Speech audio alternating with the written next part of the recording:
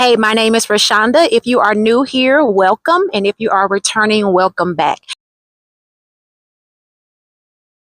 If you've been going through a hard time in any area in your life, if you've been struggling with something, getting frustrated sometimes, feeling a little bit sorry for yourself sometimes, feeling angry, feeling confused, feeling like you need direction, well, this video is for you. Don't be afraid of the hard things. almost 9 years ago, I gave birth to a set of twins. And you know how it always is when a baby is coming, it's exciting. You just can't wait. You are just, overwhelmed with joy. Now, in my case, I had a really challenging pregnancy. I knew early on that it was twins, and they were difficult to carry. I mean that physically. It was two boys. There was a lot of movement, and I don't have my frame is my frame. I would say I have like a medium build. So, it was difficult carrying them. And then also, of course, myself. So it was three of us. It was three of us depending on my body. And I also had some health issues as well, several different health issues, one being fibroids. So I was in pain most of the time. So all that to say, I was excited about them coming into the world and, being like in the crib or being in the bassinet or in the car seat versus me having to carry them. I was excited about that part, but that was a very challenging situation. Now on to the part that I'm trying to get to. I noticed very early on that one of my twins was just really different. He behaved different to people. He behaved different to certain sounds.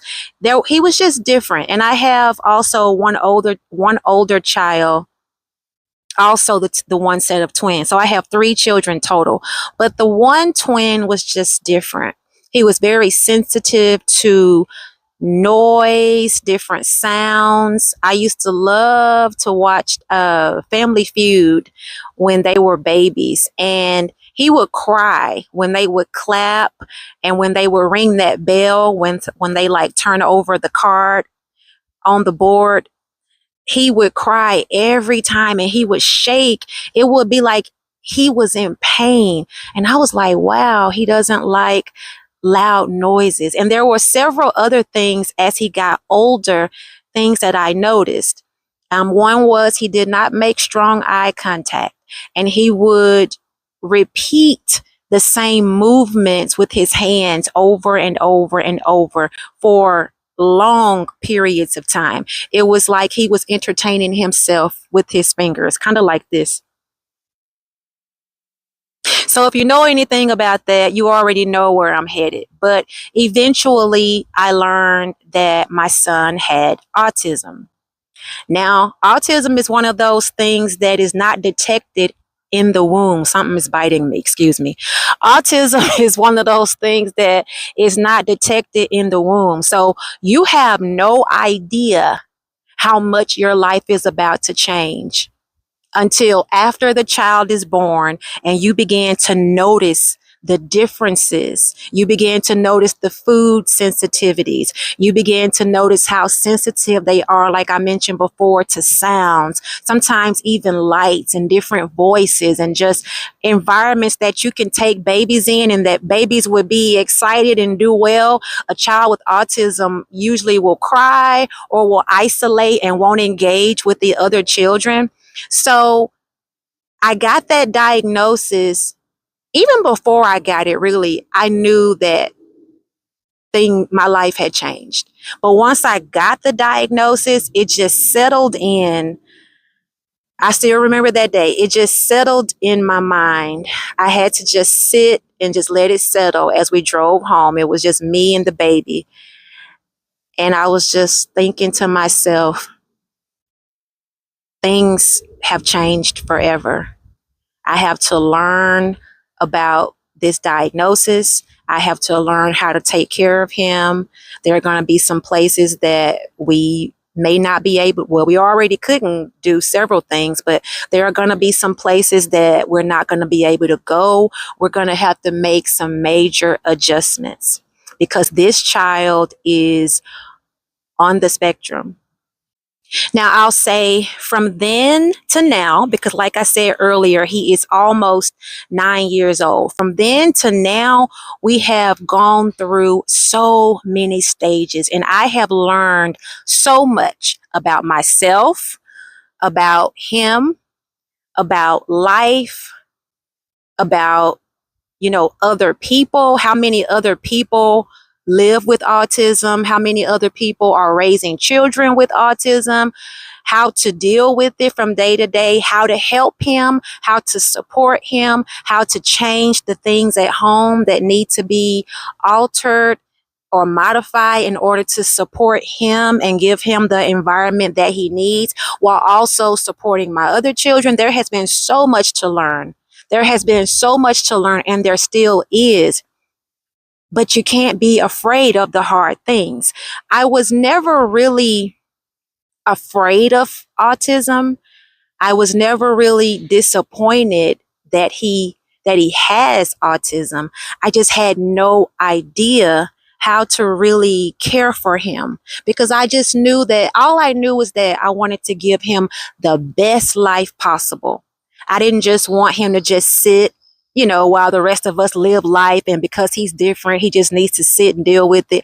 No, I wanted to go into environments and find environments where he could thrive and begin to create and initiate relationships with people who were on the same journey that I'm on. So, yes, it was difficult, challenging, and still is. And like I said, I've learned a lot, but I was never afraid of it because it was hard. But there were days when I was just praying to the Lord to help me and praying to the Lord to connect me with the right people that, for one, can give me the support that I need, but also people in the educational field of autism who can teach me and show me. So, like therapists, teachers, educators. I mean, you have to really get in there and be willing to become a student and learn about this diagnosis. So, what I'm saying here is don't be afraid of the hard things. Maybe yours isn't necessarily a child with autism. Maybe yours is your relationship. Maybe yours is your career. Maybe yours is a health condition. Maybe it's more than one thing at one time, but don't be afraid of the hard things. Equip yourself with knowledge, with the word of God, with grace. Give yourself grace. Give yourself love. Surround yourself with people who will support you, whether or not they understand exactly what it is that you are going through in this season of life. But don't give up on yourself because you're going through a hard thing, a hard time, a hard season. Pray to the Lord. Find scriptures that apply to your situation and rehearse them over and over again up until the point where you can hear them playing. You can hear your own words playing in your head. So instead of allowing those negative and downward thoughts to play over and over, meditate on the word of God and have a positive and upward self identity about yourself. Allow how you feel about yourself to be positive and loving, and don't speak down to yourself or down about yourself. Equip yourself, whatever that area is where you want to grow or you want to be better. Just begin to learn, begin to study, begin to grow. Take your extra time, your free time, and empower yourself with information. And not only get the information, but apply it to your life.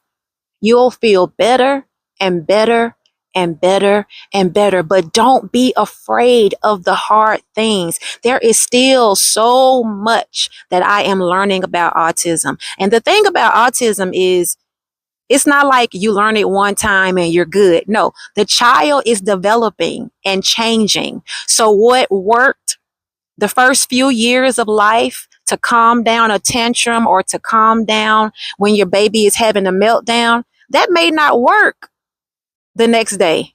It may work well the first 2 or 3 years, maybe. Actually, shorter than that. This just speaking from me. Things were changing quickly because his brain is changing. So what worked before may not work now, but even in that, don't give up. Know that you are equipped for the journey. So I don't care what it is. I don't care what you're going through. Don't be afraid of the hard things and don't let them run you off. You stay there, you figure it out, you pray about it, you fast about it, get a support group, invest in yourself, read, study, learn, grow. Don't give up on yourself. Don't give up on yourself because you're going through a hard thing, because you're not the only one. You're not the only one. So thank you so much for watching. Be blessed. Have a good day, and I'll see you the next time.